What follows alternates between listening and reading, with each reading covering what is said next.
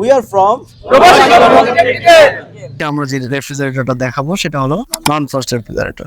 যে এই বডিটার ভিতরে আসলে কি আছে, এর ভিতরে যে স্ট্রাকচারটা আছে, ভিতরে যে ইলেকট্রিক্যাল কানেকশন গুলো আছে এবং এর বাতাস এয়ার ফ্লো যেটা আছে সেটা আমরা নিয়ে আজকে আলোচনা করব। এখন এই যে নন ফ্রস্ট রেফ্রিজারেটরে যে ফ্রস্ট টাইপ রেফ্রিজারেটর আছে তার থেকে কিন্তু এর ইলেকট্রিসিটি অনেক কম কনজিউম হয়, খরচ কম হয়।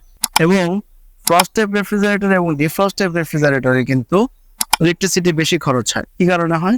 এর ইভাপোরেটর চারিদিক দিয়ে থাকে এবং ওর পাশেও থাকে, অনেক সময় আবার থাকে না, আবার এখানেও থাকে ইভাপোরেটর। এতগুলো ইভাপোরেটর থাকার কারণে যে ও যখন তাপ শোষণ প্রক্রিয়ার যে কাজটা থাকে তখন কিন্তু সে চারিদিক দিয়ে কিন্তু সেই শোষণ প্রক্রিয়াটা কাজ করে।